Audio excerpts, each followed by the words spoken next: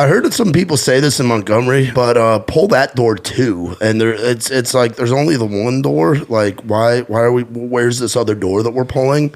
Like I don't quite get it. Cody can explain this. I don't quite get it. Blame it on my Yankee. I don't know, but I just say pull it too. Like you're pulling it to you. Like So, pull like, that door too. T-O-O. You're letting the air get out. Pull it.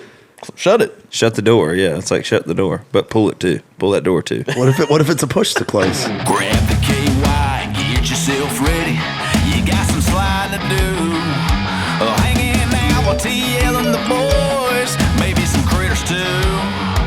So get your phone and get on the gram. You know where to find the man. Slide into the DMs. Girls on your mind. Slide into the DMs. Well, baby, take your time. Slide, slip it on in. Here we go again. DM Monday. What's up, y'all? Trey Lewis here. Welcome to my podcast, DM Monday. Yeah, we got a great guest on today, Mr. Cody Parks. Y'all say hey, Cody Parks. Thanks for having me. He is the intro song. He's the guy singing it. Thank God for Melodon. I heard it only took like less than 5 minutes. Probably. I mean, I was in that booth probably like 2 minutes, honestly. How long did it take you to learn the lyrics? Not long. I mean, it's only like 6 lines. Did it feel like one of your songs? Yeah, I like it. Like rocking like that? Yeah. Will we hear that at a show coming Hey, soon? we might. I would love to see you and Possum King just headbanging on Yeah, it. that'd be killer. Ben, we were in the van, and Ben was like, "What do you think about this for the thing?" He was like, "I'm going to get Cody Parks to sing it," and I was like already in before I heard it. So. Hell yeah. But yeah, you sing it in like 2 takes? He was like, "Yeah, you're good." Yeah, man. I went in and sang it like fucked up like a couple lines, and I'm like, you know how it is. You go in the studio and you sing a song 100 times and you comp it and do all the things, and I was like, yeah, man, let me. You want to take it line by line? He's like, honestly, I'm probably just gonna keep 70% of that one. Yeah, and I sang it like 2 more times, and that was it. I was like, all right, whatever. Spent more time driving to his house. Yeah, Yeah, you spent more time driving to fucking Pleasant View. Yeah. you either really crushed it or Ben Miller knows some serious studio magic. He does. Yeah, That's for sure. he just produced Terry's record, which we got to hear some mixes. Sounds fucking awesome. But yeah, so we're back, baby. We're back. It's been a hell of a 2 weeks for me. Damn, I haven't seen y'all in forever. Yeah, Bonner. seen you for Bonner, what? I've been out with every band but y'all. Yeah, Bonner, what the fuck have you been up to? I did a frat gig. Have you been like sad or anything? Oh hell yeah, I'm always depressed. But, I was at I did a frat at UGA this weekend, and they had Carter Cruz, the porn star, Why you DJ sad, after the band. Awesome. Porn star, like a male porn star or a female? Have you ever, No, I didn't. I To her? wasn't familiar Okay. who she was, but I had You don't to- even watch porn, really, Not do you? really, no. I got you into Alexis, Texas. Yeah, that was fun. Good That time. ass. Yeah. But no, it was a good time. Did that and ready to be back on the road with y'all this week. Yeah. It's going to be a damn good time. We are going to North Carolina. Laurinburg, North Carolina. We were playing Bog. Mud Bash. Mud Bash. It's a high-level mud bog. So, I don't know. The last 2 weeks has been kind of a whirlwind for me. You been fishing? I went fishing. I got a girlfriend. I'm no longer single. Damn. What's that unreleased track? My ex came over. Hey, don't last worry. I night. just want to let everybody know that people are wondering. I've written a lot of songs about the ex and all that stuff, and I still plan to put out those anthems. So don't worry. We're still gonna have breakup anthems coming out. Oh, also too, I've been on a diet. By the time this episode comes out, we'll be for a month straight. Hell Let's yeah. go. Yeah, dude. I'm still fat, but I'm not even fat anymore. Dude, you turn. I'm getting all your weight. Bonner's getting your weight, but it's going to muscle. You turn sideways, you disappear. Yeah. I haven't I only weighed one time and I lost like 5 pounds, but I think I've lost more than that because like my belt's like all the way. I gotta either order a new belt. What diet is it? I'm just not eating all the things I love, basically. He's just hating himself every meal. No, it feels good, man. Honestly, I just feel like it was just like another chain in my my progress to becoming the better version of myself, and I feel like on all fronts, I was just like, man, if I could just get this shit under control, I'll be crushing it. Nice. And it That's feels awesome. good to like. I'm completely off caffeine. I haven't had caffeine in like almost 2 weeks. More coffee for me on the shows, Yeah. on the rider. It's been tough, but it's been worth it, and I feel good. I'm not like, because like what I would do is I would drink caffeine all day, and then I would come down off of it and just binge eat like I was doing cocaine. You know what I mean?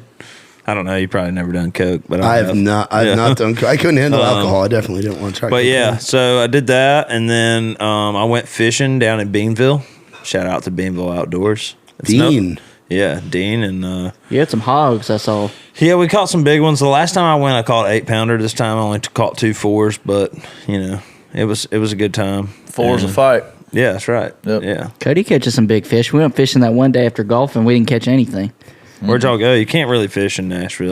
We just Catfish. there's that lake on Two Rivers, like golf course. Oh, I'll tell you what though, the first time I went fishing out there, second cast, I caught probably like a 3 or 4 pounder. what is that lake? That time we talked about it in the group chat. You know That's what I'm it. talking about? That's it. Yeah. I We if all you- went If out you there got the one time. if you got the right shit out there, I mean, you could catch solid bass. It's just Yeah. everybody that goes out there is trying to out there with crickets and worms and just catching Yeah. like fucking shell crackers and bluegills or whatever. And Yeah, catfish, whatever.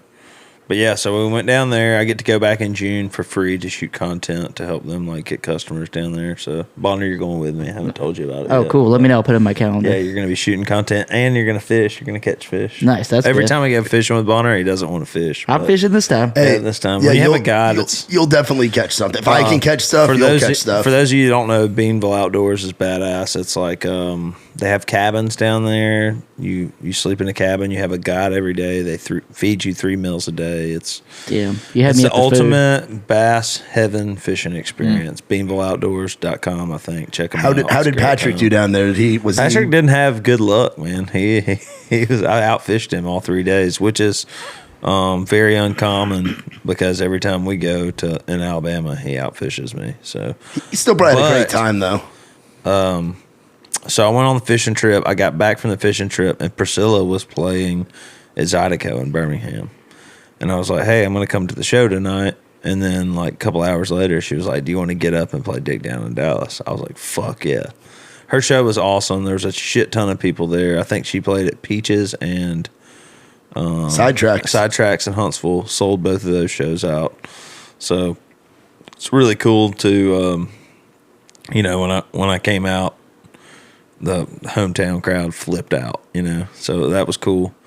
And then we played our shows and back in Nashville today, wrote a song, and now we're filming a podcast, back to busting ass as usual. Yeah, and those are 2 of our last headlining shows in the Southeast for a while. And Well, we're going to North Carolina this well, that's weekend. to me. It's like you have the Yeah. deep South, and then you've got like the Carolinas and stuff. Like you're home. Like the last time we're in Georgia and Alabama for a good long while, on doing Trey Lewis shows. Yeah. What'd you think of Macon and good old Montgomery, baby, the range? Man, it was awesome. Love that place.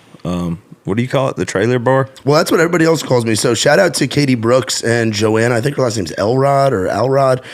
They're diehard. They're 2 of the ladies that bring us the cookies, which you hate now because you can't eat the cookies. Yeah, I can't eat the But she cookies. brings. I can, but I'll be a fat ass. Yeah, so no, I'm because you're sticking to your diet. So me and Ben and Nick ate all the cookies this weekend. But they were saying the week before they were at the Aniston show, and they were saying, "We'll see you next week at Trailer Bar." I'm like, "What's Trailer Bar?" I'm like, "Oh, the range. We just call it Trailer Bar." I'm like, "All right, Trailer Bar." Cody it is." Parks, you need to play at the trailer bar. You would crush it down there, bro. Clay and the boys would love it.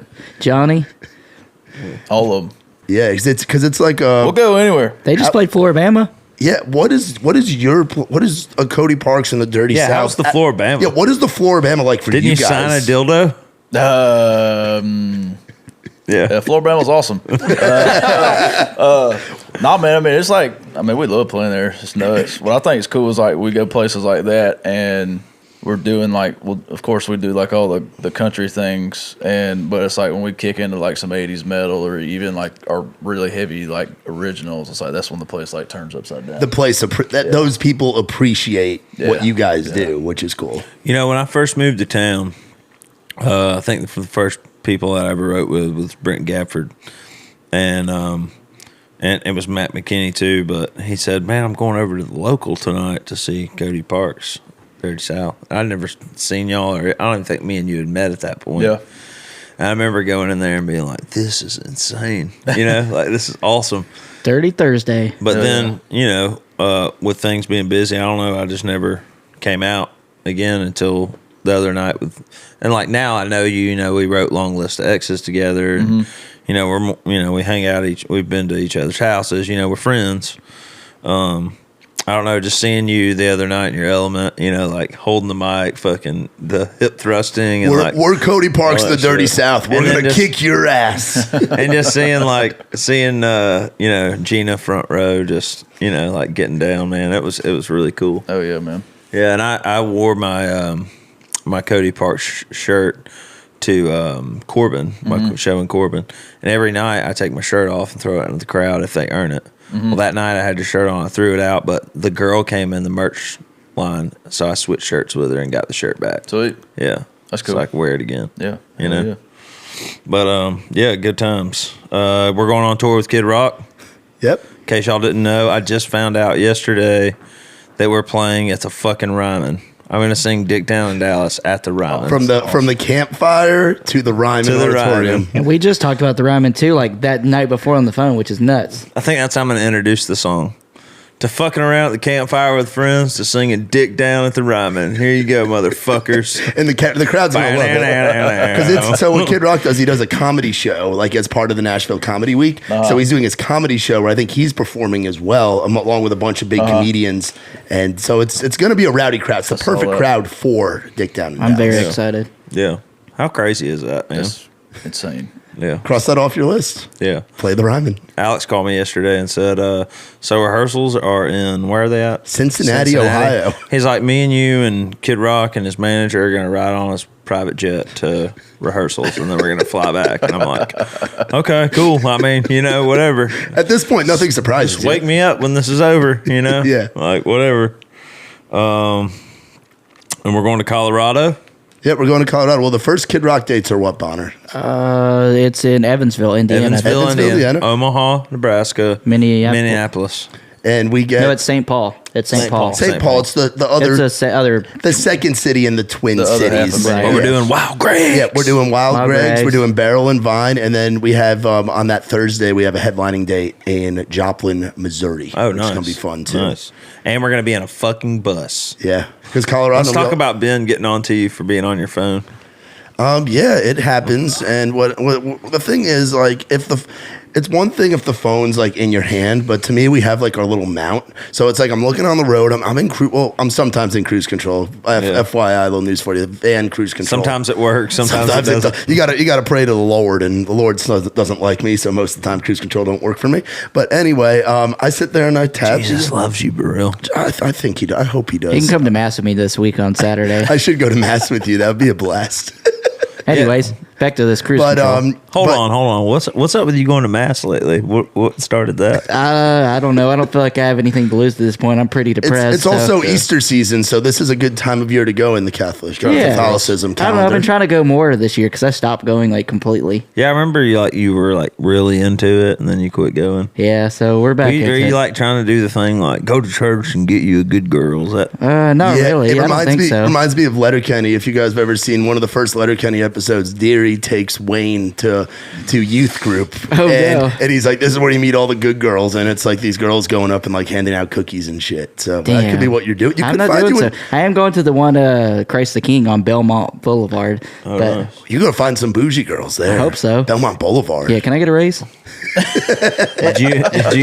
We just gave you a raise, fucker. Did you get any DMs from the last week's episode? No, none. Okay. They're dry out there. Oh damn. What about that one girl? Was like, are you into cougars? That's why you need to grab the KY. I tagged you. Yeah, I gotta check it out. Exactly. I've been on your account. I guess I missed it. Oh man, I tagged you in it, but I might have tagged your old Instagram. Yeah, I'm getting banned. Yeah, what's up with the two? Which, if I'm tagging you in something, Do the by Trey Bonner. By Trey Bonner, because they're trying to ban me on the other one, so I'm just fighting the man over here. you and Wild Greg. Me and fighting the Wild man. Greg, yeah. That's what I can't wait for. I'm excited to hear about. All right, what was your stupid story you were telling, bro? My story, Baril, new segment, Baril's stupid story. But the way it's like mounted, you can still like drive and just do a couple taps. You know, you got to send some Snapchats out. You got to do your thing. So, and half the time it's like a message from you or a message from Alex or whatever. So it's like I'm kind of working. What I love is when Ben lays down and goes to sleep. That's my favorite because it's like when you're driving and it's like I'd rather see like Mcilwain's big drunk smile in the van coming home on a travel day than seeing Ben just like glare into the thing. You know? Yeah. So, but What about Baril's dumb word of the week? my dumb word of Phrase. this week. I heard that some people say this in Montgomery at the trailer bar, which was kind of interesting because there aren't a lot of doors at the trailer bar and it's an outdoor venue. But pull that door too, and it's like there's only the one door. Like why are we? Where's this other door that we're pulling? Like I don't quite get it. Cody can explain this. I don't quite get it. Blame it on my Yankee. I don't know, but I don't get it. Like what other door am I fucking pulling? Cody, I'll let you take this one away. Like enlighten me. What do I do? I just say pull it too. Like you're pulling it to you. Yeah, but there's no other door to close. closing. The door's already closed. Like, what does it mean? It's like pull it also. Pull it also? Like So pull like, that door to, T-O-O. you're letting the air get out. pull the door, pull the door. Pull the door. Yeah, I was thinking like pull it, shut it. Shut the door. Yeah, it's like shut the door, but pull it too. Pull that door too. What if it's a push to close? And what do you do? I don't know, man. If anybody knows, get in my DMs and explain it to me. Yeah, we're doomed. Yeah, we're doomed. But yeah, that's last episode it was do what? Like you say that a lot. Yeah. don't Hey, you? what's your name, man? Do what? Yeah. Hey, man, who's that? Do what? What'd you have for dinner last night? Do what? Yeah. Yeah. What'd you say? Do what? Yeah. What'd you say? These are all like Cody's vocabulary. Yeah. What's some like country lingo for you? Because you grew up in what, Monroe, Georgia? Yeah. Cody I invented don't these know. words. I mean, we just nailed two of them. Just drilled them. I think it's all the like normal ones like fixing too. You know. Yeah, fixing to do Yonder. something. You say over yonder? Over Yeah. yonder. Over. Over. So no T, it's just over there. Over. Over. It sounds French. Over, Over. That's what Do I you said. call it a minute bucket or a minner bucket? What? I don't call it. I call it a bucket. What do you mean? Minner. Minner bucket. Is that Like like a when you minnow? go fishing, you Yeah, got a bucket of like a minnows in a bucket. yeah, minner bucket. Yeah, you lost me. I don't know. A while ago though, I love how this is the thing about Burrell. He hates on like Southern slang, but he moved from New York to Nashville, and Right. he loves Southern culture. I love Southern culture. It's good food, good people, great looking women, very friendly, very affordable living. Like I love but he good hates music. on it. He acts like he's better don't- than. well, I have to hate on it because I get shit for being from New York. I don't so know it's if it was just fight like back. wearing off on you, or if you were trying to sound Southern, but a while ago you were like the Lord. The Is it Lord. when you, yeah. I need the Was he doing it Lord. on purpose, or is Jay, it finally my- coming around? Yeah, what are you man- saying? You're not a Christian My or man, something? my man, You don't J- believe in the Lord? My man, JC. You know, Yeah. Lord. Yeah. Awesome. Dating, how's it going, Bonner? No, it's not. It's not going well. not going good? 0 out of 10. Let's You swap to had a Burrell. date. What happened to that? I don't really know. She was just. I was like, "Hey, are we still good for this weekend?" And she was like, "I think I got sick." And I was like, "Oh, okay." And then that's it. That's it. I'm pretty much. Total I don't give second chances usually. Yeah. Hey, well, since you're coming back out on the road with like the full crew and we're at full strength, we should get like a box, like how they have like suggestion boxes and stuff, and have people that are interested in TB like come up and put their information. Oh, no, we that's should horrible. do that. I'm down Yeah, for that. I'm down for that. I'm down to I don't solicit. think it's about like you getting laid because you got a few critters that you could. You've got options there. You're looking for a girlfriend, right? Yeah, I think so. Yeah, Girl, take home the mom Bonner's and looking them. for love. I mean, Yeah. that mustache. I mean, if I was a girl, I'd ride that thing. Absolutely. Dude, yeah, that's got to feel Cody nice. was there when we crashed that bachelorette party at the beach. Let me see your hair. What's Me, it you, looking and, like? what's the- I didn't crash nothing. We We didn't crashed it. What do you mean crash? We just crashed it. no. I'll say this: we walked up. Cody and got you laid that night. I will say we walked up. And Sorry, Gina. she was there. Gina was there. Yeah. Gina got him You laid. tell the Gina story. got We him. walked up. There's like 8 girls in this house. We were just walking on the beach, hanging out. That And was there- before I was semi-famous too. Yeah, you weren't- That girl knew me. yeah, she did. You were there. Wasn't he there like 2 days before? Oh yeah, he was. Because it was right after my birthday. You were playing What- like acoustic at Flora-Bama. what It was in beach is July. this? Fort Morgan, Gulf Shores. And we walked up, and there's like, I don't know, probably 8 girls in this house. And Gina said, "Oh my God, they're naked." Well, we were walking. It was dark, and their house was like by his, and we were walking by, and I had on my Dansby Swanson jersey, and somebody says like, "Dansby Swanson," and Gina's like, Full Johnny Bravo. we look over there, like there's like every chick around this pool is naked or whatever, and I was like, I saw you, cuz. Did y'all walk up there? Didn't you like lay some lines down for like the Bonner's hell of a guy? No, that's I got just a walked huge up cock? and gave my phone number. Yeah. I was like, whenever Cody and them leave, I'll come back. You But and that girl had a good time. Y'all hung out more than once, right? I still talk to her sometimes. Yeah. I'll show you my haircut though. I just got it let's cut. see Shout it. out to our barber. He listened to our podcast today. Barber 3. Johnny. Oh yeah, looks good. He did a good job. I got it cut like a week ago. I'm going there. I'm going there Like the next hat week. looks better Or I'm going put there it this on. week. The one of one Trey Lewis hat. Yeah, that is one of one. The dad hat special. If we had dad hats, would you buy them? Comment. Drop a comment. But yeah, our barber, Johnny, he texted me today. He was listening to the podcast. Hell yeah. Yeah. Yeah, I've been getting texts from people like, The best reaction that I got was from this weekend, and Sweet Boy was there too. We were partying with our boy Brad. Shout out again, Trailer Bar. Shout out Trailer Bar. If you can't tell, we love the Bradley Trailer Bar. Martin. Bradley Martin and the folks down in Montgomery. And some guy came up while I was eating the barbecue. I was eating the luxurious barbecue nachos from the food truck. Yeah. Was the barbecue there slapped? Tatum. It was good. Yeah, Tatum. Yeah. Tatum hooked it up after the show, and some guy came up and was like, "Man, I'm sure that's going to taste better than them gizzards. Don't you worry. Like he's not. It's going to taste better than them gizzards." his So. name's Josh Tatum, but it's Legacy Barbecue is the name of it. And he was doing security while I was doing the meet and greet. And this girl just comes over there and just pulls her entire shirt up. Yeah, like most of them, they tits. stick the tits up a little bit. This girl was. This girl just like pulled out her gut and tits, like just Oh, yeah, the gut flopped out. everything. And then I was like, well, hell, if I'm going to sign your tits, he gets to sign them too. And Josh Tatum, the barbecue guy, signed And he was in the picture, too. Yeah. So I This started. is at the range. Yep. Yeah, I started making the security guy sign every pair of tits that came over there with me. They got their bull working again. Yes, they did. Yeah. Terry, get on it. No, but there was the guy working the bowl, the kid. I forget what his name was. God, he was excited. He was. There were both of the kids were very excited. They had a challenge that. So I comped him a pair of booty shorts because he was like, "Hey, if I can get someone to buy the booty shorts, will you give me a pair of booty shorts so I can ride the bull while wearing the booty shorts?" So sure enough, the kid got some girl to buy a pair of extra large booty shorts. Good thing they stretch. And he got up there and wore his booty shorts where his balls were hanging out and everything, and he riding on the bull with the booty shorts saying, "Kiss my ass goodbye." Damn, there's no way they look better on him than they do Terry that one day he put on Instagram. Or you, Bonner. You've been doing them squats, bro. Hey, I did. I bought some shorts that are like 4-inch inseam, so if I breathe wrong, I guess my everything will fall out this when I wear them on So the. you have the Kiss My Ass Goodbye short? No, I bought Chubbies. No, you got a new song coming out. Oh yeah, me. Yeah. So Alex Maxwell, my producer, our good friend, we wrote a song with Benji Davis called Factual Maxwell.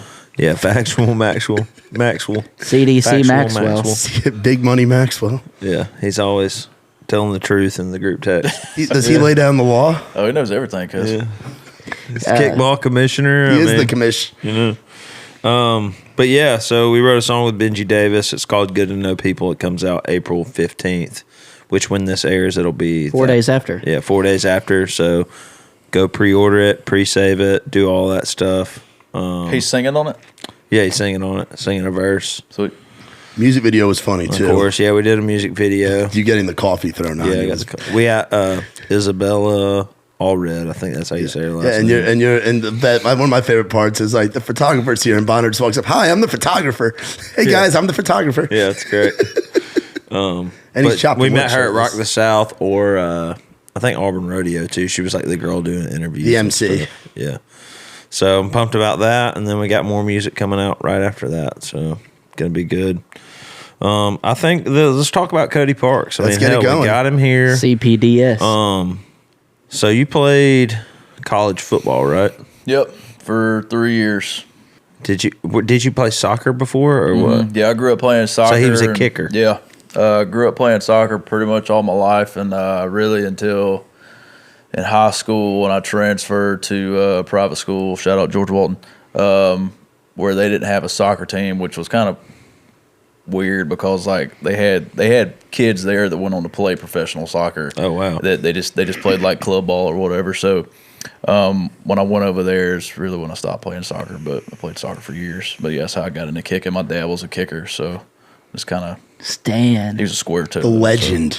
Did you do square toe or no? That was Raymond Joseph. Yeah. Shout out Raymond Joseph, BSC. No, I did soccer style. So you were at Georgia Tech. Yep.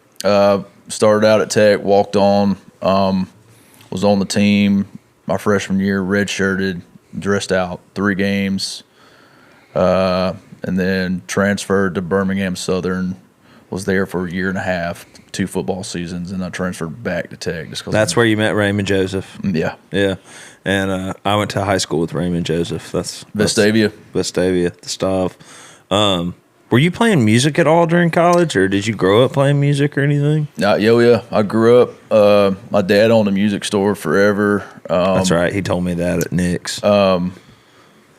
He cornered me pretty hard that night. That was one of my. I was enjoying talking to your dad, but at one point you came over and was like, "Dad, leave him alone." that's enough, Dad.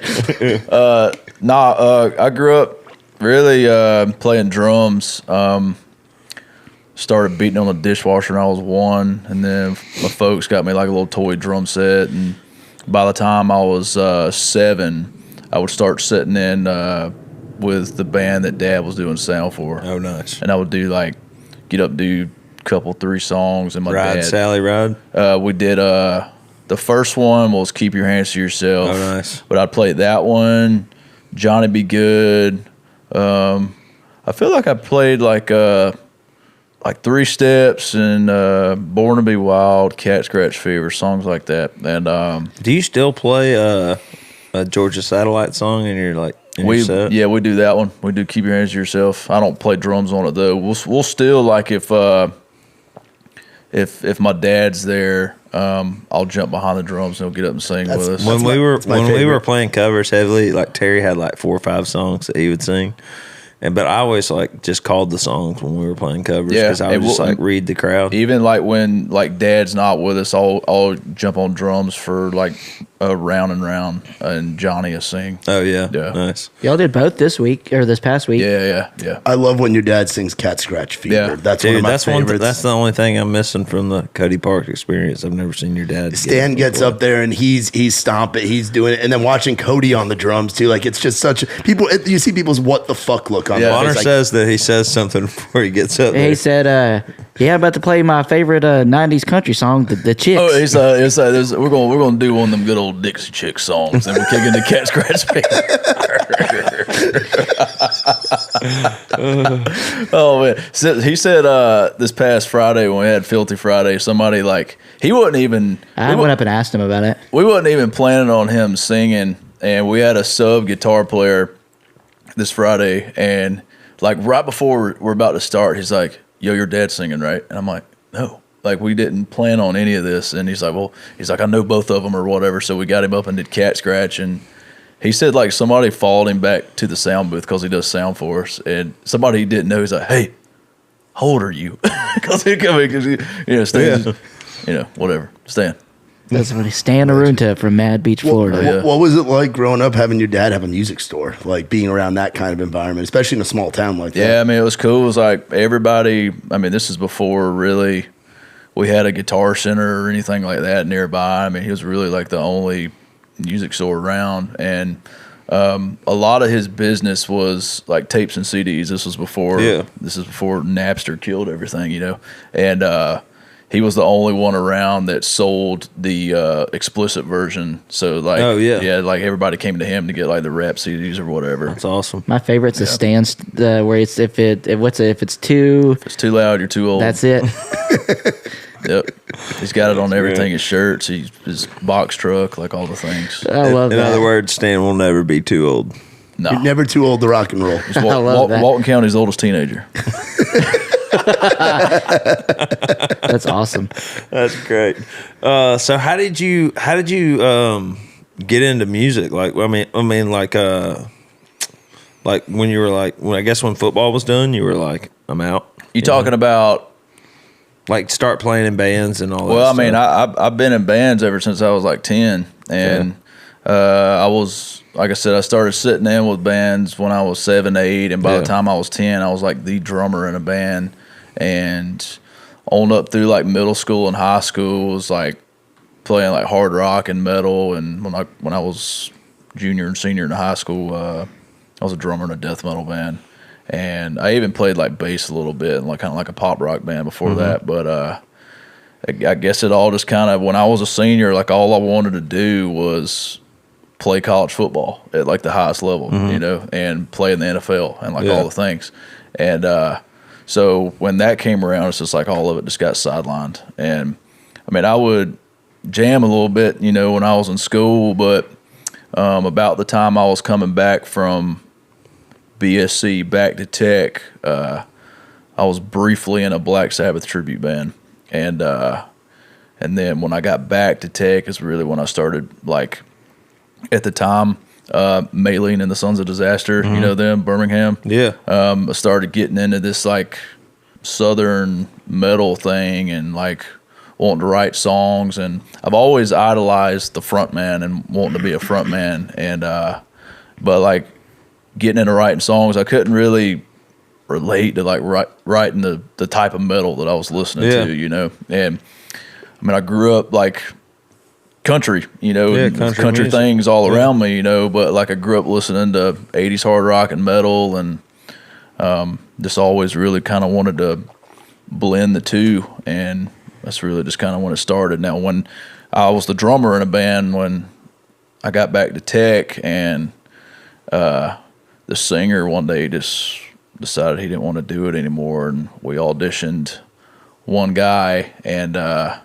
who was good, but I was like, man, this is my opportunity to be like frontman and a singer, and I knew other drummers, so I found one and started trying to sing and do all the things. So when did you play for the Georgia Boys?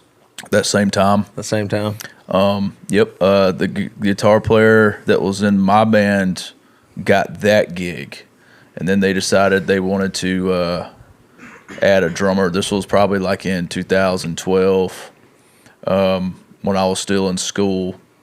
So I was at Tech and then touring with the Georgia Boys too. Like, that's awesome. Where'd y'all leave out of? Huh? Where'd y'all leave out of? The singer is from Monroe. Oh, he lived in Monroe. Oh, that's lit. Yeah, he's from like Commerce or Jefferson or somewhere like that. What era of the Georgia Boys? Was that like the dip in my lip, I need a mud jug era? Yeah, so I was with them. I joined them after that first album came out. They had like Riding High and all that on it, but I was in the band like when Hip Hop 101 came out. Oh, nice. And I think when Reloaded, that first Reloaded album came out as well. What kind of venues were you guys playing? Mainly mud bogs, but a lot of clubs as well. Some dives, some like big clubs. Like probably the biggest one around us was Wild Bill's. If y'all ever heard of Wild Bill's, it doesn't exist anymore. Where was it at? It's in Duluth. Okay.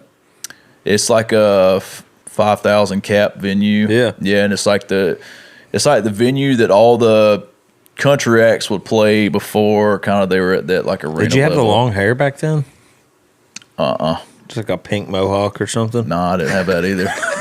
Like a Guitar Hero character. I will say, me and Burrell, one night after dinner, we smoked a little weed and went down the internet rabbit hole looking for videos of you. We found a couple. We found you with the headset on. And what's cool about Wild Bill's, so going back to that real quick, I remember watching like videos of like, you see like there's videos on YouTube of Brantley Gilbert like full sets at Wild Bill's. And Aldean full sets at Wild Bill's. Like that was a big club for that era. It held about 5,000 people. The production was huge. I mean, the stage was, it was the size of an arena stage. What was that crowd like? What's a Georgia Boys crowd? It was like? hype.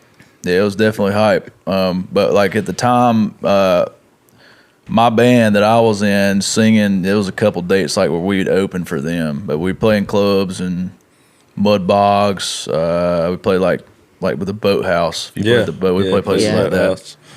We'd played the Boathouse. Jordan Rager opened for us. I'm trying to think of like. Fuck that. Did you ever do Coyote Joe's?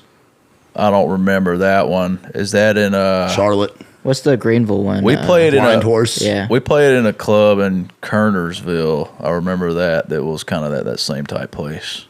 But yeah. Do you have a favorite mud bug? We played in one down, and this was like my first show with them down in Abbeville. That was pretty hype. Abbeville, Georgia. It's the middle of nowhere. And we would play, like, we played a lot of shows with the Lax and Lenny Cooper. Yeah. Lenny. Yeah, we played at his place, Bubba right? Sparks. Yeah. Lenny Cooper. Lenny Cooper. Yeah, Because he has a club in, was it? West Columbia, East Columbia? Yeah, I think it's West Columbia. West Columbia. What the heck's it called again? We were just fucking there. I don't know. In Look like on January. Yeah, that was one of our first shows of the year. Yeah. What's it the- called, McIlwain? Yeah, Skyline Club. SC. And he's got a studio in the green room, like a vocal booth and everything, like in the green room of that bar. I'll tell you, like, the coolest probably show that we played with that crowd was, I'll rewind a little bit, when I was in high school visiting Georgia Southern. And at that time, this family in Metter, which is outside of Statesboro, had just, at the time, it was the highest like lottery jackpot that anybody had ever won. Yeah. And we'd heard these stories, like these folks were like, they didn't have nothing, and they won all this money, and they like lived in a trailer, and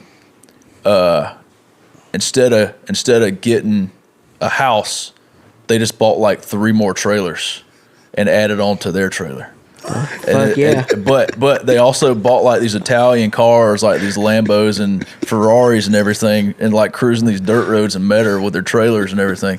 And anyway, years later, we get booked to play this girl's not sweet 16, but her 15th birthday party, and it's these people. Oh God. And dude, we show up, man.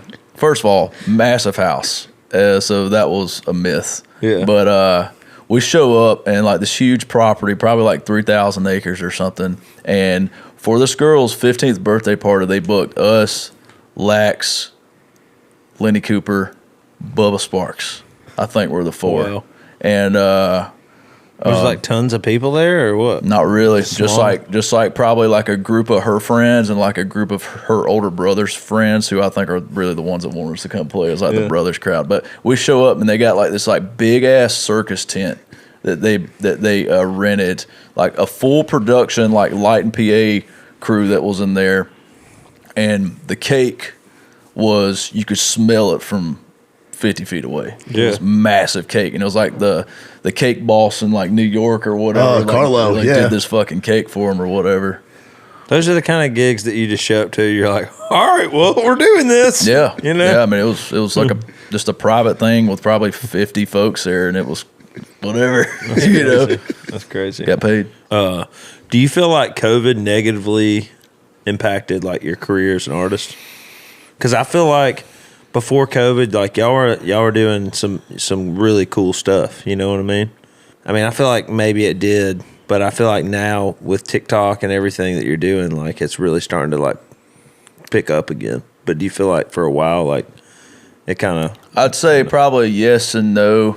Mainly no. Yeah. I mean, we were cruising along pretty good there, but everything shut down and allowed me to kind of like take a step back and review everything that was going on in my camp. You know what I'm saying? Yeah. And do I have the right people? Yeah. And am I doing the right things? And am I writing with the right people? And like all the things, and I feel like with everything shutting down, it probably opened up some doors that probably, I don't know. Yeah, because now is your guitar player that also what's his name? Johnny. Johnny. Yeah. That produces your stuff. Was he with you? He wasn't with you before. He was our producer, but he wasn't in the band. That, Now he's in the band, dude. Makes a huge difference. Dude, they're awesome. Like the other night was awesome. Like as soon as we got done, I was like, I texted Matt, I texted my manager Alex. I was like, we got to figure out a way to get Cody Parks in his band, like on some shows. Like, Yeah, this is absolutely. I don't know, the energy, man. It's just there, The It's great. story of how you met Johnny is pretty nuts too. If I remember, so with what we do, if you've ever heard us, it's different, right? I mean, it is to me, country music to me is the lyric and what the lyric is about. And a lot of times when people hear my stuff on TikTok or wherever, you know, I get hate from all the crowds. Like that's not country, or, you know, it's like, that's not metal, you know, and it's like, whatever. It's like, But it's just you know what I mean? yeah. But coming into town, knowing what I wanted to do and this sound that I was looking for, I knew we'd be like so different for people. And I knew I had to, if there's people on Music Row that look at me like I have 10 eyes, you know what I'm saying? Yeah. Or it's like they don't quite understand it. But I knew that there were people that worked on Music Row that are metalheads that work in the country music industry that might get it. Yeah. If I could just figure that out and figure out how to get in front of somebody like that, you know. And I was over at Sony writing one day with probably Casey Tyndall. Yeah. And this was y'all been friends for a long time, right? Mm-hmm. And I was in, you know, the break room back there in the fire hall. Yeah. And anyway, I get up during the write and I go to the break room for coffee or whatever, and there's this door in the break room that's now always shut, but when I walked back there, it was open, and there's like this little studio in there with a console, vocal booth, and then there's like this road case with guitar heads in it. It's like Marshall, Mesa. And I'm like, whose is this? You know, these aren't country pickers heads. You know what I'm saying?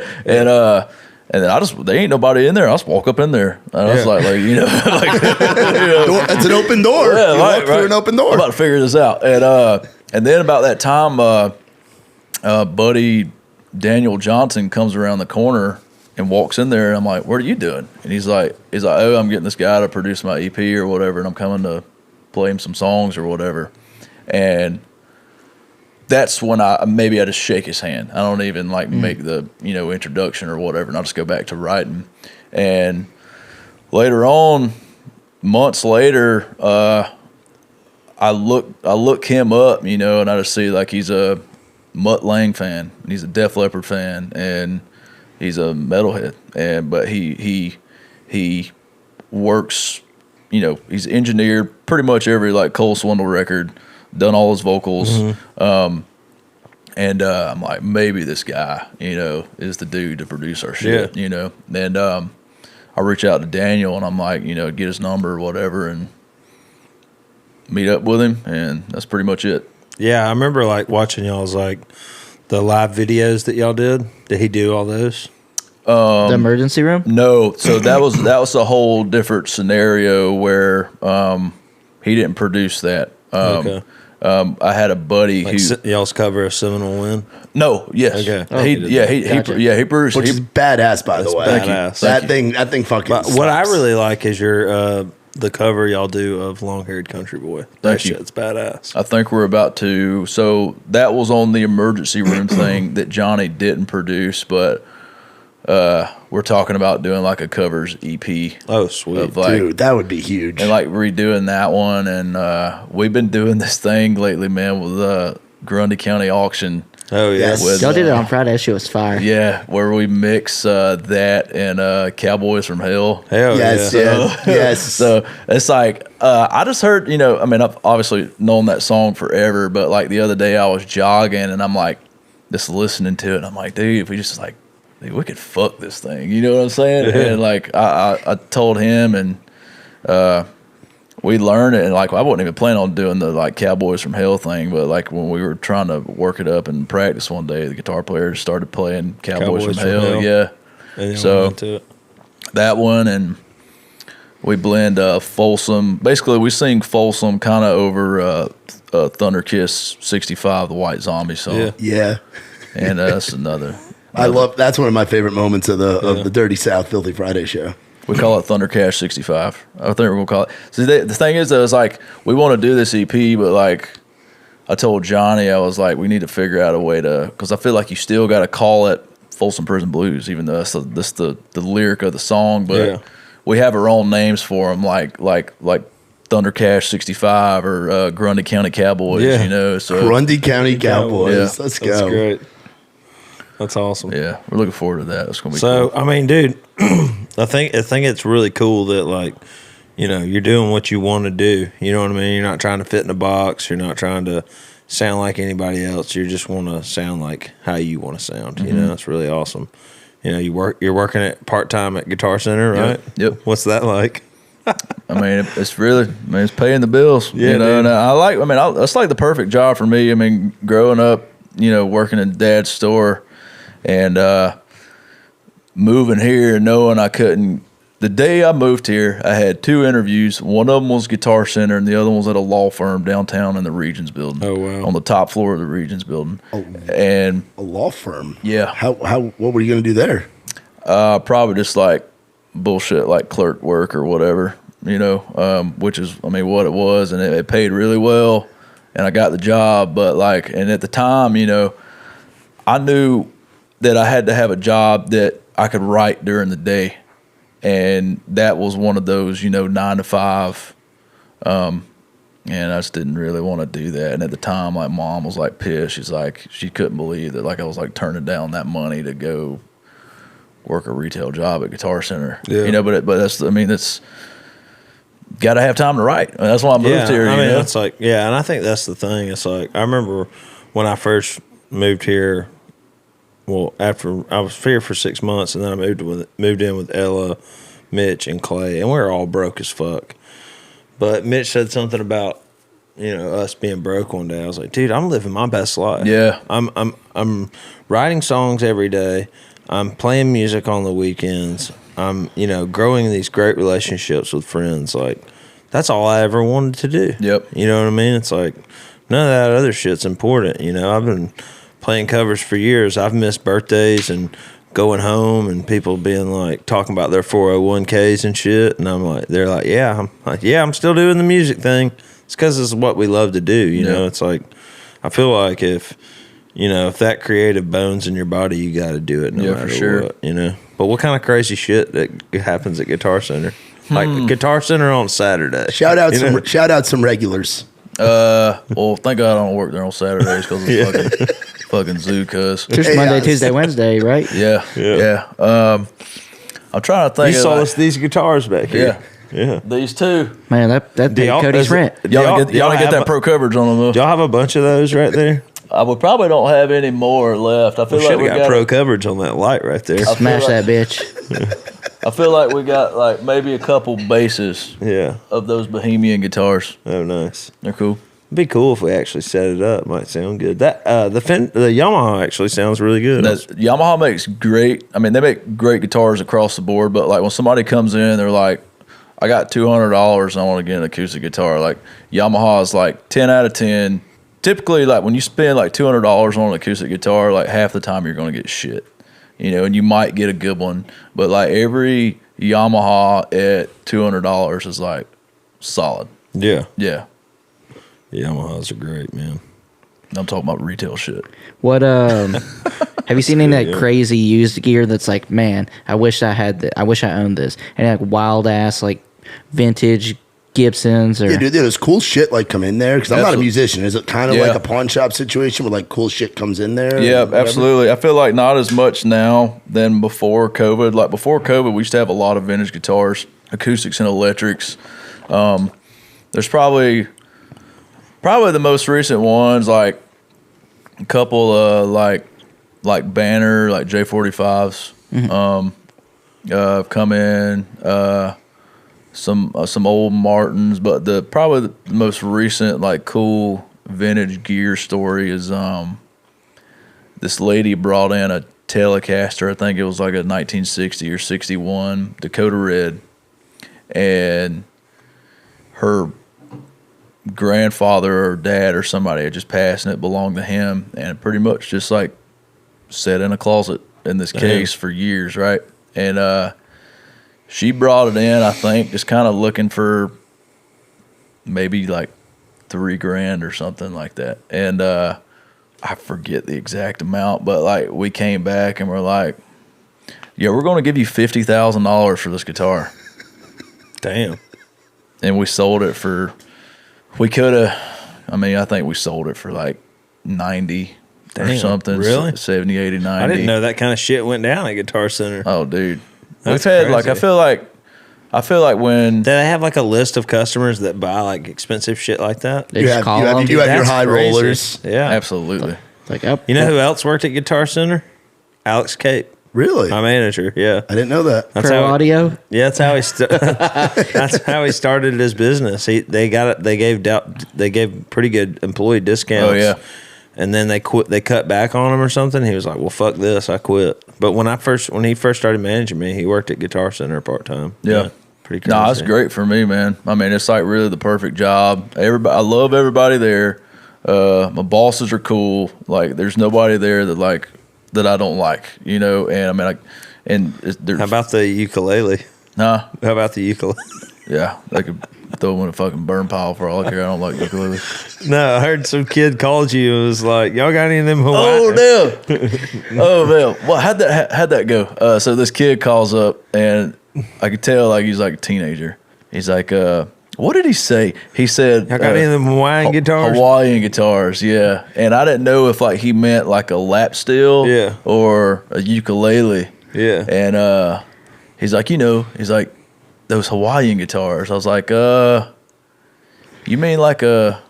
He's like, it's like a I was like, a ukulele. He's like, yeah, you could lay these nuts on your face or something like that. And I was like, huh? Like I didn't get it at first. Then he said it again and hung up. And I was like, man, that was awesome. You were like, "Huh? Do what?" Yeah, do what? Do what? Yeah. Trey's been using that line everywhere Yeah, across really. the country Any now. any Bofa or D's, he's So when you told us about that in the group text, our old LD Devontae, he loves D's nuts jokes, and he ran lights for us at our last show. Last show of the year was at Iron City, Yep. right? And I called him, and because we videoed the whole thing. By the way, me and Cody. If you've been to a live show, me and Cody Parks and Matt McKinney wrote a song together called "Long List of Exes." It's the first song in our set a list. staple in the Trey Lewis Yeah, show. I mean, dude, even when the EP came out, we tried to put another song at the beginning of the set list, and we were just, after like 2 or 3 shows, we were like, no, and put Long List back. It's just like, so we recorded the song, but we like the live version better. So when we played at Iron City, we recorded the live show. So we've got like, 7 I think songs? 7 songs that we're going to put out on YouTube as videos, and then at some point we're going to release them as a live show. And Long List is going to be one of those. So So you got a TL cut, hell yeah. Finally. going, which we got to get our writing schedule together. That's all right. You'll just cancel on But, me again. yeah, Whatever. sorry, we'll get it together. I feel what's like it like writing with him? Well, I mean, I don't know. We only did it once. Oh, it's only once. Yeah. One for one so Yeah, far. right. one for one, so we just got to get another Who are one. some folks you do like writing with? Like, who are some of your like regulars? Like, where you're like, fuck yeah, I'm writing with so and so. Lately, I've been writing some songs with Bridget Tatum. That's cool. That's awesome. Me and her have written a couple with Danny Myrick, Dirt I'm From, if you know that song. The 3 of us wrote together. What about the "We Didn't Know We Were Poor" song? Yeah, so I've written a lot of songs with Mason Thornley, Yeah, if you know him. Yeah. I feel like we always get good shit, and whether it be for me or anybody else, but Yeah. I mean, I really love that one. I mean, I have a ton of songs like that aren't the like country metal thing Yeah. that nobody ever gets to hear. Yeah. And it's another thing. Like I kind of want to do like an acoustic EP. Could you turn some of them into ballads? Because that's a big Yeah. thing of that 70s, 80s metal. Our next song too. we're going to release is going to be a ballad that me and Johnny wrote with Adam Craig called "We Hell Ain't." yeah. It's kind of like Def Leppard. I mean, it's really like just like the '80s. Like that hysteria kind of style. Exactly. You've Yeah, been singing them out a lot at rounds, all the ballad songs. Yep. Yeah, I played played the thing on Monday. Caleb's birthday. Oh, let's talk about Caleb's birthday Yeah. real quick. What was that like being on stage watching Caleb? That was a hoot, man. Coot. I call him Coot. Did you see the videos from that night? You weren't there, Bonner. How would you? Bonner this was man there. was dancing around with a fucking chair. Yeah, Oh, he I was. saw that He was. video. He's my two-stepping with a hero. chair. Yep. He ended up going up on stage and singing with everybody. He was. He Caleb, threw that Yeah. beer into the trash can and mess. Yeah, he went to. He launched a beer bottle. I think this is right after your round because you guys closed out the night, and he launched a beer bottle off the stage, and it missed the garbage can, just smashed. Right. So like, He's my hero. at the end, who was playing? Was it Brian Frazier playing? That's Brian, Mark, Eli, and some Randy Mayer, Ronnie Nelson. Yeah. Ron Nelson's playing. I know I kind of missed the boat on the story, but back to the story. When we played at Iron City in Birmingham, Devontae ran lights for us, right? And Devontae loves D's nuts jokes. So I called him. I was sitting on the toilet the next day, and I called him. And I was like, man, did you see the videos, dude? The lights look amazing. Like, great job. And, like, just, like, playing this whole, like, catch-up game, like, talking to him. I was like, dude, I was thinking about getting one of them Hawaiian guitars for, the live set. And he's like, Hawaiian guitars? I was like, yeah, the little short ones? He was like a ukulele. And I was like, yeah, you can lay these nuts across your face. Devontae's like, dying laughing. And he was like, so that whole conversation was just a setup for He didn't give a shit about my light show. D's nut, yeah. Oh man, Light show is killer though. Yeah, it's fun, man. And every time we got our new LD. His name's Jason from Birmingham, Alabama. He does drugs and lights. Sweet. Yeah, He's the man. He's really good at doing drugs and lights. Yep. Yeah, Rock and roll. rock and roll. well, we told 3 stories in the span of 30 seconds. Yeah. I'll say this: it's a kind of full circle. So I did Country Stampede with you a couple years ago, and Trey's playing Country Stampede in the summer. Remember that? It rained.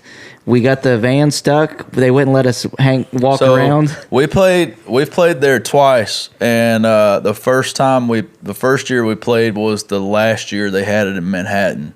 Oh, nice. And Kansas or what? yeah, Which is, we're going sidebar in a few weeks. Yeah. That's one of my favorite college towns. I love the South, Manhattan, Kansas. Little Fun. Apple. Hat. Love Yeah. that town. You'll be critter crawling. We will be for sure. Aggieville. Not me. That was an awesome There's no we in experience. team. We played on a side stage, and we were in the song contest.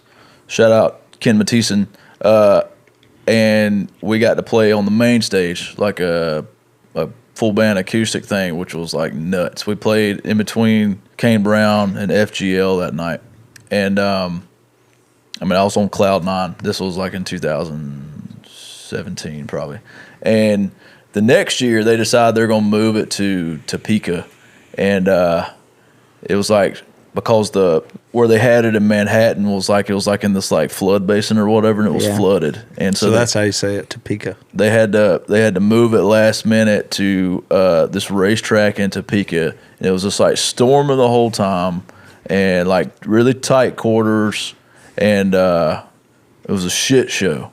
And They made y'all like stay in the van, right? Remember, Well, me and they- Hudson got out and tried to walk around. we were playing like 2 different stages, and we pulled like they want us to move our van over here and then move our van over here, and I'm like, I don't even remember, man, but there was just like one time where we were pulling our van to like the first stage we were playing, and I'm like, I'm gonna pull it this around this way or whatever, and he's like, no, I need you to go like right, and I'm like, dude, we're gonna get stuck, man.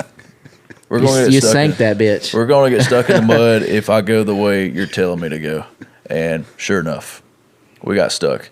And so it just kind of stayed there for that set. If I don't even remember. But we were during that first set on that bigger stage. We were playing, and I look up. We got probably like a course left in our last song, and like this dude that got us stuck in the mud, he was like managing this whole area over there. Terrible. He's like in the back, like at my dad at the soundboard. I could just see him like doing this, like cut him. They're like overtime or whatever.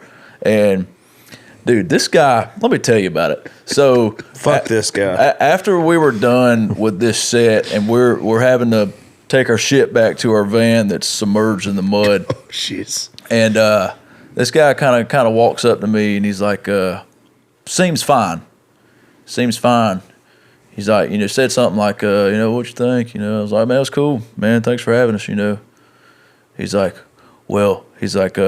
I think it's real shitty what you did to the main stage. And I was like, what are you talking about?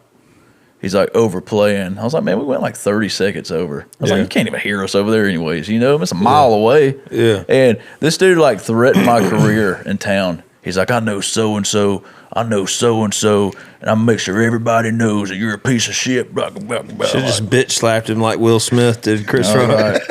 Whatever, dude. No. I was like, I ain't never heard these people, so whatever.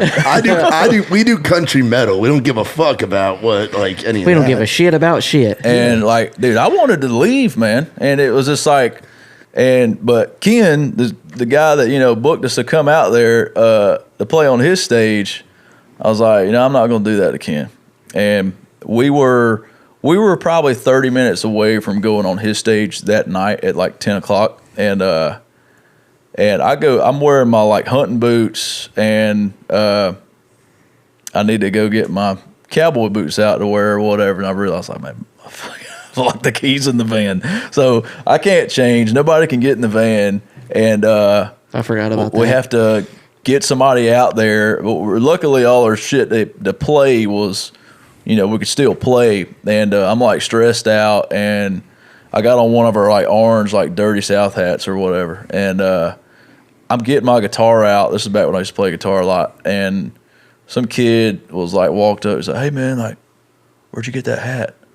I was like, "Look, man, I got them for sale. If you bring you and all your friends right here into this tent, we're about to play in like 5 minutes." I was like, "I'm gonna give y'all whatever you want." Yeah. And so they all come in, and like they're all just like sitting down out there or whatever. And right before we start, my ears die.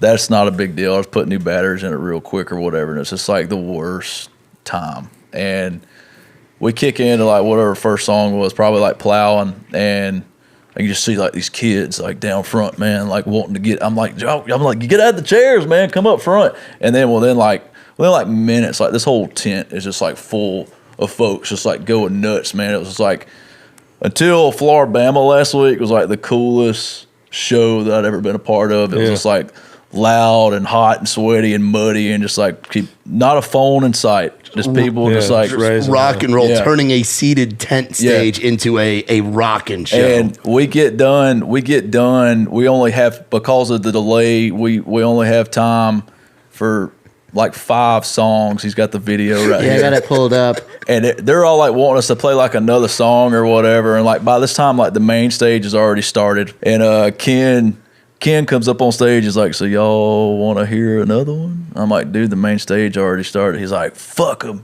And then we do like Long Haired or something. I can't remember. It was a great time. Did the guy get mad? I think he pretty much realized that everybody loves us and you can fuck on Eat somewhere. a dick, yeah. Fuck on somewhere. Fuck it. Where have some of your favorite venues been to play? Is this from that Bonner? Yeah, Like, it is. That's that same day. We did that JB Malone's the next night, which was fun. Let's go. Look at that Hoss Cat. That's Is that the a Kyle one. Petty shirt? Richard Petty. Richard Petty. Yeah. Look at that, dude. Motherfuckers had those fucking bags on their feet. Damn, look at that beard. Looks like a Duck Dynasty version of Boyd Causey. Squishy. Boyd Causey. Oh, you know Boyd? Yeah. Everybody knows shit. How Boyd. the fuck do you know Boyd? We Gina every year does this show called Guitar Pull. She's from Augusta or Aiken, South Carolina, and she used to work for the radio station down there and organized there. Every year they had this thing called Guitar Pull, which is like an arena size ride around with major talent. Yep. And this year she did the one in Fayetteville for like their affiliate station and did Augusta the next night, but Clay played both of them. Clay Walker. Yeah, and he's So the it's- tour manager. Yeah. Yeah. So that's where I met Boyd.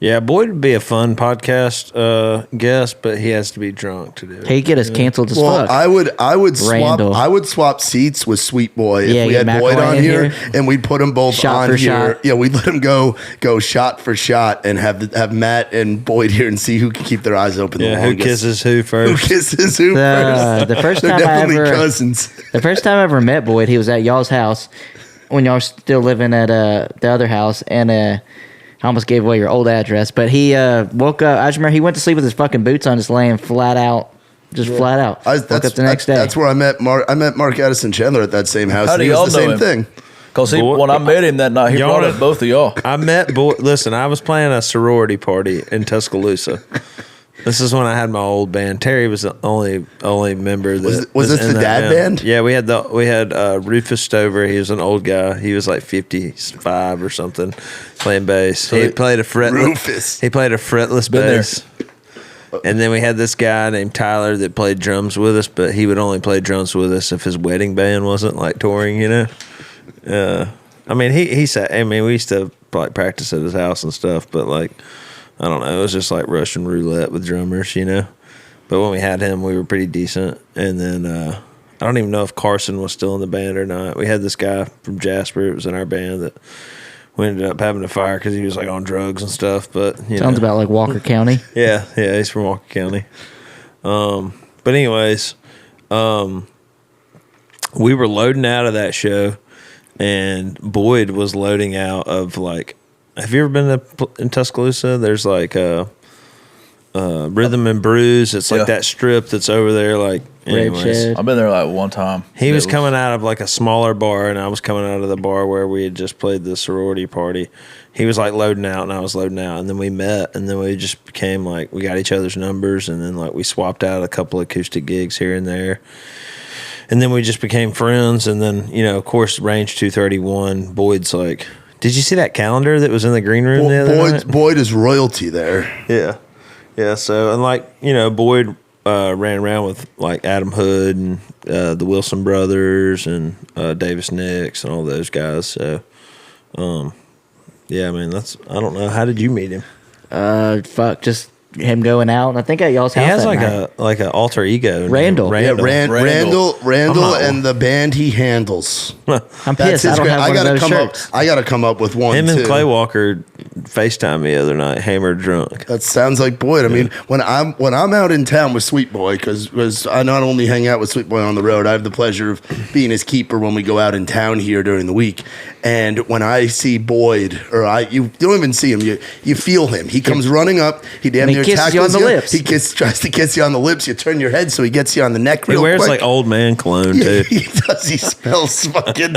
He smells like Boyd, you smell weird. He smells like an 80s like degree commercial or something, like aftershave. But whenever I see Boyd and I got Mcilwain with me, I know like it's time for me to go. I'm gonna leave Mcilwain with Boyd. And I'll never call their thing. By the way, I'll never call him Randall. It's always Boyd. Yeah, to me it's Boyd. And there was somebody at the range at the trailer bar that started a Facebook page called Better Boyd, and it was like a guy that looked like Boyd. it was Better Boyd. We have to find that. Yeah, it's great. It's pretty great. I saw him the other night at the Camp Spinks thing, and I met his girlfriend a couple times, and she was like, "Yeah." I was like, "Great hair, Boyd," and she was like, "Have you ever seen him with a hat on?" She's like, "The first time we fucked, I thought I was fucking Bozo the Clown." I was like, "Well, I've never seen him without the hat on, but I think I'm okay." Boyd runs around kissing people. What I'm saying. We're gonna Terry. Hey, he kissed Terry that night. Terry was beside We're gonna himself. put the notebook scene I photoshopped with Mcilwain on there. Yeah, cousin kissing with Boyd Causey. Good times. But where are some other spots? So you have that festival in Topeka, Flora-Bama. Where are some other spots? Dude, where tell the me- Dirty South has just thrived? The Florabama was great, right? Yeah. Oh, it's insane. I mean, Did y'all play in the Dome? Yeah, so we went there for the first time back in Labor Day last year, and we played Dome the 10 to 2, and then the next night we played the tent from like 6 to 10, which was fine until like it was kind of like, until like until around 10 o'clock when people really started piling in there. I was like, dude, we need to do like 10 to 2 in the tent next time. And this past week, we did Dome first night 10 to 2, and then the tent 10 to 2. The first time we played down there, like I was so hyped after that Dome set, and we went and ate Waffle House across the street, and I couldn't go to sleep, man. And they put us like in in the band room in the River House, and dude, I didn't go to bed until like noon, and I had to go drive and get fucking Z-Quil, and I didn't go to bed till like noon the next day. And Dawson was with y'all, right? He was standing there throwing beers and shit. Yeah, what's staying in the band house like? Because I feel like that's a really cool thing that the Flora-Bama does, because there are so many stages and having all these different acts down there at the same time, like getting I've the stayed network. in that band house. I'm sure you have. I'm sure you've been in the band. I'm sure a I've lot been of in folks there. have I've been just in there really and taken a stayed. couple shits and left. Yeah, I mean, we love going down there. I mean, it's one of my favorite gigs. Who else was down there? Was there anybody else? Carly was down there. Yeah, Carly got up with us both nights and did She's Country. Carly Rogers. Yeah. Shout out. John Boy Story was there. Yeah, he just opened for us. And So At the trailer bar. I met him. Range 231. I met him for the first time in probably 2018 or 19. He's a sweet boy. That kid fucks, though. Oh, he Don't know what's does. wrong. He does, I'm sure. A buddy of mine, Christian Gray, and John Boy are cousins. Oh, nice. And if you know the band Blackberry Smoke, Christian is Charlie's son. And we went down to Atlanta one weekend and saw Blackberry with Skinner, Bo Cephas, and I think it was Marshall Tucker. And John Boy was with Christian that weekend. That's where I met him. And probably this past week, it was probably the second time I've seen him. Yeah. I've never seen him perform, though. Yeah, he's great. He's good, man. Yeah, awesome he's got dude. good songs. Yeah. He's young and coming up in the game. But the first John Boy's dad's awesome, dude. The first Flora-Bama was the first venue to really start booking people after the pandemic. I remember it was one of the this was before Dick Down in Dallas. That's where you were going when I first met you. Me and Terry were going down there and doing we were doing duos, but for solo pay and just splitting the tips. And one night we played in the main room. It was just me and Terry, and we were just playing we were playing every song. We were playing Hotel California, and we were just we were doing doubles, so our voices were just wrecked. Yeah. But this one night, somebody requested "Colder Weather" by Zach Brown, but I didn't know the chords, so me and Terry just sang it a cappella, and he did the harmonies. It was awesome, dude. The whole place was going crazy. That does sound cool. And John Boy Story's dad tipped us two $100 bills, and we were like, "Oh my God, thank you." But his dad, that night was like, "You're going to be a star. I believe in you." And I don't know, it just made me feel real good. That's awesome. But Dude, so it was kind of like a full circle to have John Boy there the other night. Yeah. We so the first time we went down there, Dawson was with us, and in that dome room, I didn't know what to expect when we got down there. I don't know if we had a spot for merch, and at the time, Davis was doing the booking down there, and he's like, "Not really," Yeah. In the tent the next night, we sold merch, and Dawson manned the merch table. But this past week when we went down there, it was just the band, and I knew with the blaze orange Dirty South hat was probably going to be a hit, with it being the beach and neon shit at the beach and spring break. It was it was Alabama, LSU, spring break, all those folks. And hell yeah. and I'm I bet I could have all this merch on stage, and if I wear the hat, I could probably move some of them. And we go up there and we're setting up, and within right when I step on stage, some chicks "Y'all show me, my tits for your hat or whatever." I was like, "I'll be right back." And then I just got distracted setting up, and we started. And I think after the first song, I was like, "Yo, we got these hats for sale. We ain't got anywhere to set up our merch table. I just got them on stage. So if you want a hat, pass up a $20 bill." And then it was just literally, dude, we were out of them in first set. Does Gina make your hats for you? No. The girl that's next door to her store does. Okay, though. cool. Yeah. MB You want to Goods. plug some Dirty Living on here? Go Yeah. ahead. Yeah. My girlfriend has a store in East Nashville called Dirty Living. It's mainly chick clothes. She's crushing it though. Yeah. Dude, I Doing keep really well. seeing girls all around town wearing Dirty Living. Yeah, hats. I see people tagging it all Badass. the time. Yeah. Yeah. It's good shit. East Nashville, Porter Road. If you know where Pomodoro East is, it's around the Yeah. corner from Rose Pepper, the She's Mexican crushing joint it. with the We love Gina. She's awesome, dude. best. She's the best. Speaking of East Nashville, what have you been listening to? Yeah, this is our segment. This is our segment. What are you listening to? I always give Bonner and say he's listening to some East Nashville shit. What kind of music am I listening to? Yeah, Yeah. Man, I'll be honest with you. I kind of stick to my favorites, and so 80s metal. Hank Jr. Yep, and a lot of my own mixes. You know how it Yeah, goes, I you know. Yeah, work tapes, mixes. What are we doing next? But as far as bands, I kind of stay on the. And anything you're excited about, like you're seeing in the southern and like that country like rockin' scene, like bands that are coming up right now that you're seeing, like in rock and roll, because rock and roll's changed a lot over the last 10, 20, 30 years. I think it's coming back. 15 years. Yeah, that's what I'm saying. Like Yeah. there is a movement coming back. Like what are some bands that you enjoy? I'm not really too honestly familiar with a lot of these up and coming rock bands. I feel like the ones that I do know are the ones that everybody knows, like Greta Van Fleet and Dirty Honey and all those bands, which are great. I don't know if y'all listen to Ghost. Our bass player Mitch Goshi is obsessed, dude. So I never Obsessed. I never really listened to them, and I just assumed, based off of the appearance, they were going to be like some the heaviest band you've ever heard, like Norwegian black church another metal. Slipknot, or like some black metal or something like that. And when I listened to them, I was like, oh my God, I just wasn't expecting this. And it really honestly didn't really get into them.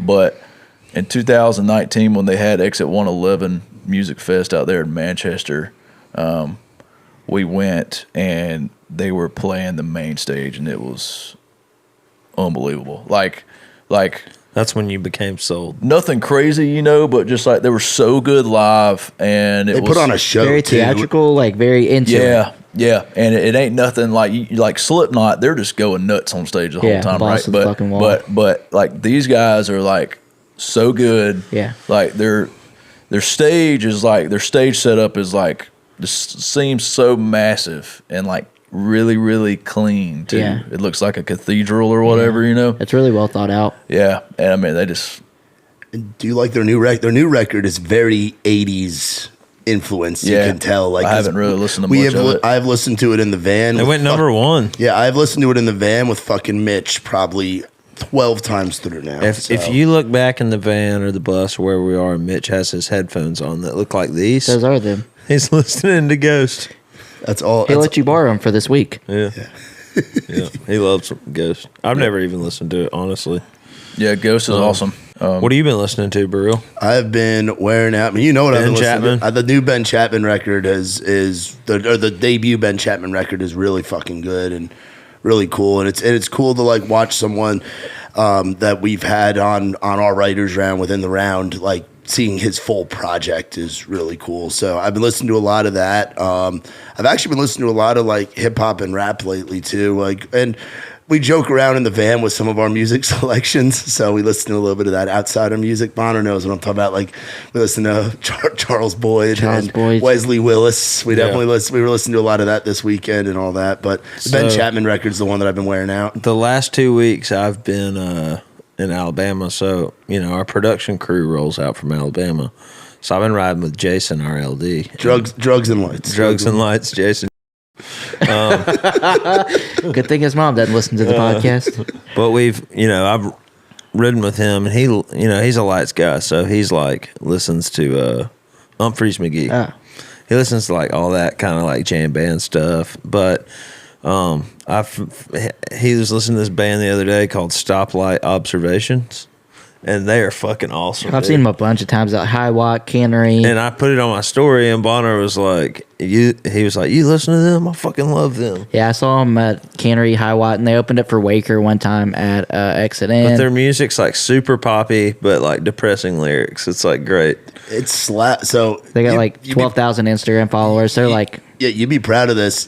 Trey texted me and was like, "Hey, put this in the set." And we were listening to it driving down to Macon, and I was like, Bro gave me some slack for it. I was like, do what I say. I sign your paycheck. I which was ones like- y'all put in there? Too young? Yeah, and Too young. I was like, Yeah. bold, I was like, that's a bold move. We'll see if the drunk rednecks get down to this. Especially Macon. And everybody loved it. Yeah. It was a cool change up to hear something poppy Nice. and the loud bass and all that. And people were fucking with it. Yeah. So Nice. it was cool. But this is the coolest thing is me and Jason the next day, we listened to 3 of their records driving to the trailer bar, Range 231.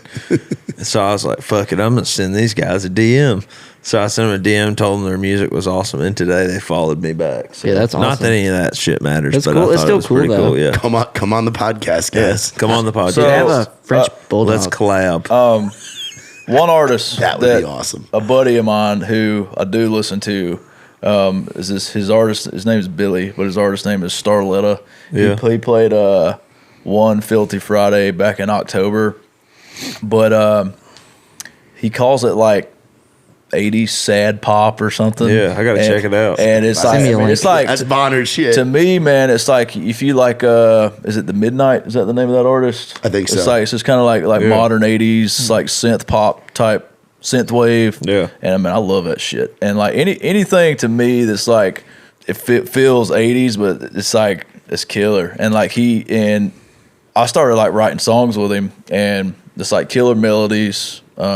Production's great. He does it all himself, and he's one artist that's like new, and he went viral on TikTok too, like a couple years ago before he moved up here. He's probably one of the only artists that like I start listening to like when I'm jogging, Yeah. and I don't skip.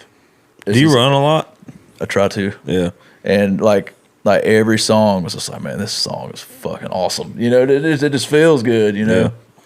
Yeah, I like any of that stuff that just like really, you can feel that it's real. You know what I mean? And there's like real emotion behind it.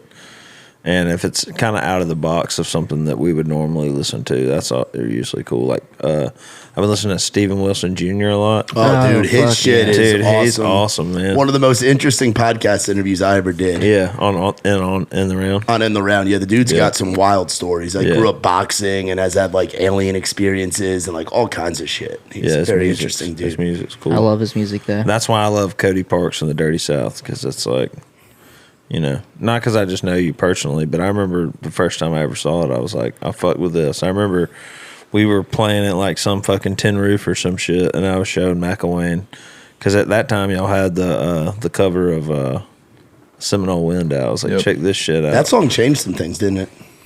Yeah, I mean, it did a lot for us. I feel like when that was our debut, and I knew, like I said, that we were going to be like so different for folks that I feel like we had to release a cover song along with an original that people knew that they could latch onto, like for the country crowd. And we'd been playing Seminole Wind forever, and that was just the one that we picked to record. And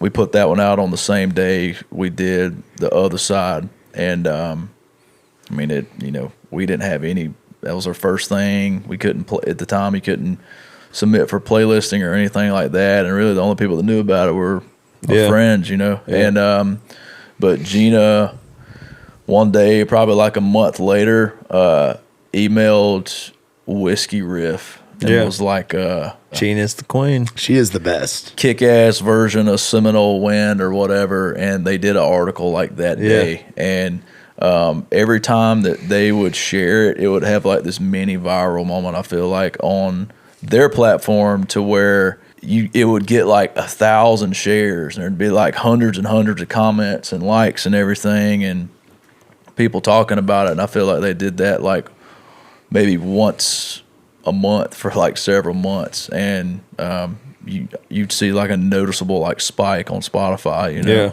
And so Seminole Wind definitely. My favorite is Girls and Gasoline. Thank you. So Dawson Edwards. Yep. Edwards. You got a Yep. few that you've written with Dawson that you put out, right? Yeah. That one, and well, You didn't write Girls and Gasoline. I thought he wrote that one. No, Dawson did. Cody didn't. Dawson sent me that song one day, and he's like, "Yo, I think this sounds like y'all or something." He sent me like a demo, and I don't want to sound like a dick saying this, but like most of the times when somebody sends me a song, they're like, "Yo, this is like metal, like you guys." Dude, you know? trust and, like, me, I know. and Oh, it's yeah, you like- get some. and then I listen to it, and I'm like, man, this don't sound nothing like us, you know, like, or what, or, you know, whatever. But like Dawson sent me that one, and like from like the first 5 seconds, I was like, But dude, we're cutting this thing. dude, Redneck Rich has like, That dun dun dun dun. that's got some serious. Look at Burrell trying to like That, be no, in town. that's circle pitch shit. That's like Lamb of God, That's like Wall Slayer, of Death. dude. Yeah. That's Wall of awesome. Death, Exodus. I kind of went shit. on like we wrote that song probably a couple years ago, me and Dawson and Blaine Younger, and at my house, and wrote it, and to me, it was like one of those. It was like, it was whatever. It's down the middle, and really didn't think much of it after that. And recently, when we were picking songs to record, I'd got, we went in initially wanting to do like 4, 5, 6, and like I had like 5 songs that was up for like that like 5th or 6th spot, and I'm like, dude, I like all these, and like, I was like, fuck it, let's just do all of them, whatever, and I only get one shot to do this, so I'm just going to do whatever the fuck I want to do, record all these songs, but like, I was like Redneck Rich, like I had maybe done like a verse and a chorus of that like on TikTok, like the lyric just feels like cool to me that, kind of chanty in some spots that folks can sing back to, and but I'm like, how can we make this like different? How can we make it like us instead of just like country lyric? And I was like, let's just put 2 fucking breakdowns in it and make it fucking metal. Dude, it's lit. And I was just like messing with this thing, and I was like, this just sounds like Pantera, vulgar split So power. do you normally, to me, when you write a song for Cody Parks and Dirty South, do you like just write like you would just write a normal song, and then once you have the lyric and everything, that's when you like produce it out and add all the breakdowns and extra stuff into it? It just depends. Like when I go in to write with you or whoever I'm writing with, I'm just trying to get a good song. Best song. I ain't necessarily trying to get one for writing you. for me, you know, and like I feel like a lot of times when I go in to write with folks, they're like, what do you need? And I'm like, I need a good ass song. Yeah. Like I don't care. I just want to write a Because you're good going to song, put your man. own flair of it once you write the song. Yeah, that's cool. If it's for me, it's for me. Then if it ain't, then whatever. I just want a good song. But I feel like, what about Fuck It List? When are you going to do that one? You're never doing that That one? was one of my favorite of like the random songs that were circulating when I first met you guys. Recorded it all on an iPhone? yeah, I'll do it if you do it with me. All right. Deal. No, I like that one. That was a cool song. I wrote that song with Rachel Hutchison and this guy named Big Al. And Big Al, the elephant from Alabama. Roll Yeah, Tide. that's the Alabama mascot, I think. Oh, yeah, Big yeah. Al. That's the one thing I do like about you. You're not a Georgia Bulldogs fan. yeah, fuck 'em. ACC baby, let's go. Let's go. Yeah. But Big Al is this dude. He's massive, right? He's like 7 foot tall and huge. And this dude is like a doomsday prepper. and right, they set me up to write with him, and they're like, yo, he's like been on like National Geographic or something. And he was on the Doomsday Prepper show. He's got this like property out in Montana where he has like this mountaintop, this like hollowed out the top of this mountaintop, and he's got a bunker in there. And like half of the time he's here, and the other time he's out there. But like he had this song. He's like one day, he's like, let's write this. I got this thing called like Fuck It List. And this was like when I'm like green, brand new in town, like don't know what, taking chances and all the things. And I'm just like thinking I'm, going in trying to write for radio or whatever. Yeah. And he's like, let's write this song called Fuck It List. And I'm like, cool. What else you got? And shortly after that, I go to this thing where Craig Wiseman is speaking at, and Rachel, who wrote that song with us, she comes up to me and she's like, hey, like Big Al said he's got this thing called Fuck It List. He's like, I totally think we should do it, and I'm like, and still I'm just like, whatever. And then like during this thing, like Craig Wiseman was talking about how this dude that he said he heard one song from the guy called Fucked Up Summer, and like he would have signed him if somebody else like hadn't already had signed him or whatever. And he was just talking about, just like fuck writing for whatever. Just write fun. Write what's on your heart. Yeah, and I was like, well, that's my sign. That's like Ward Gunther, like, has a song on Kid Rock's new record. Nashville, I know. Or Nashville, I know.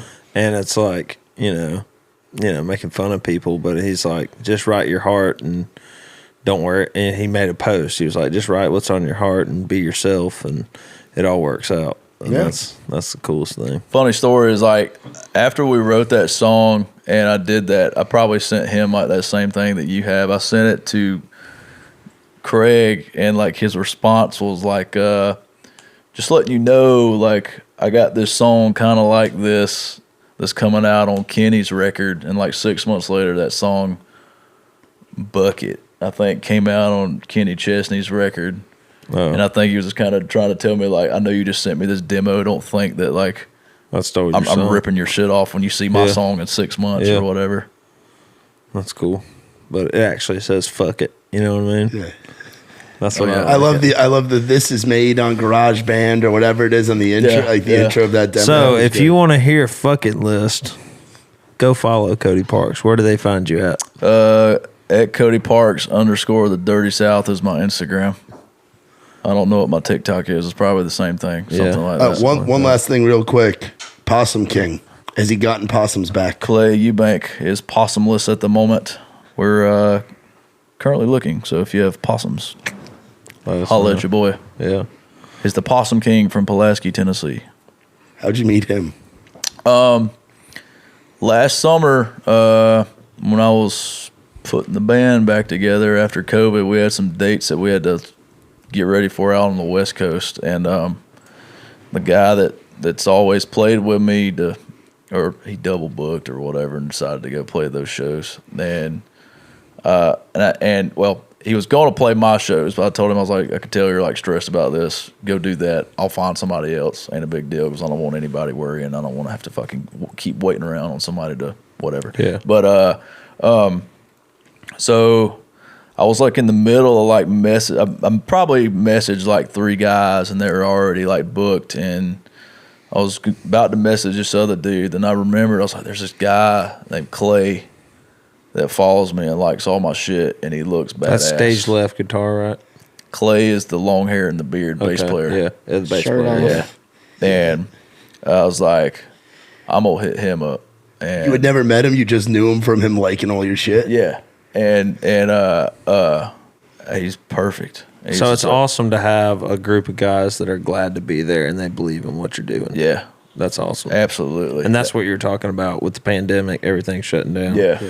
That makes Having the right everything time. like so much better, knowing that like your boys are your boys, and that knowing that, you know, they're really into what you're doing and they're invested into what you're doing, And trying to think of ways to make it better, and then whatever they can do. they're going to put their fucking life into it. How'd you know? find out he was the Possum King? Like, what was your introduction to like seeing the possums, or did he have it all over his social media? I don't remember. I think maybe he just told me. But like when we were at Diamond Sound rehearsing one night, and this was like the night before we left to go out to Washington, and he had the possums with him that he was taking to somebody's house so they could possum sit. And he's like, hey, come here, I got to show you something. And he carried them around like one of those little cat carriers. And at this point, they were like really little. They were only like, their bodies were only like this long. They were kind of like rat size, you know? Yeah. And dude, they were crawling all over me or whatever. But then like, What the fuck? yeah, oh hell yeah. And dude, Can we have that in the music video at some point? Like possums everywhere? yeah, for sure. He's got to Clay's got to trap some more, So, or acquire some more. He found these. Somebody called him up. The possum's mom was dead, and they were still like on her tail or like in her pouch or something. And they called up Clay, and he went and rescued 2 of them and raised them. And later on in October of this past year, like during Halloween, we brought him over. I was like, dude, you've got to get a TikTok and use these things in TikTok, right? So he brought him over, and we like played through some songs and set him like on like a Marshall cab, in front of me. It's an iconic TikTok. And we're playing, man, and like all of a sudden, I smell something, and I'm like looking around. I'm like, I don't see piss or shit anywhere. Oh, that's the TikTok video. Yeah. And I'm and Clay's like, damn, Cody, is that you? I'm like, I don't know, man. I don't see nothing though. And then later that night, I'm watching these videos back, and I'm just like watching me singing, but like out of my I see something coming out of this possum's ass, man. And I was like, damn it, there's a fucking turd somewhere in my room upstairs.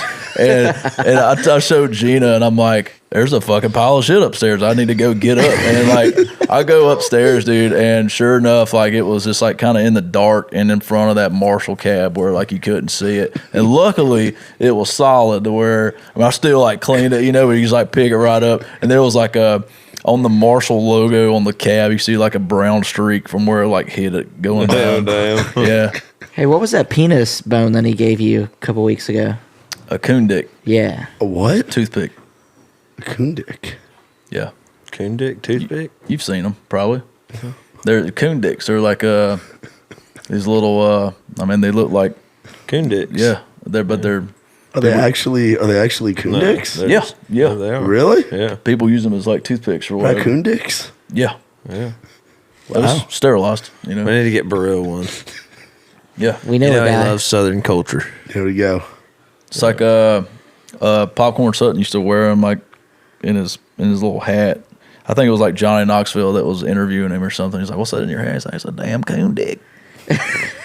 Jeez. That's some good shit. Oh boy. Well, I think we're ending on coon dicks. Coon y'all. dicks. Oh yeah. Cool. Thank you for watching my podcast, DM Monday. Please rate, subscribe, leave a review. Peace out. See y'all. Cause now when I leave it, I can't wait to come back. I get that 17 feeling when I cross the railroad tracks. Always wishing I was here, no matter where I'm at. It's like that hometown ground keeps on calling me back to where I grew up and where they're gonna lay me down. Can't believe I used to hate this town. Just past the spot where I quit that job and told my boss where he could go. And there's the house, she'd kick me out cause I couldn't tell that bottom no. Thought I was too big for this place, I was gonna show them all one day. Kinda funny looking back now.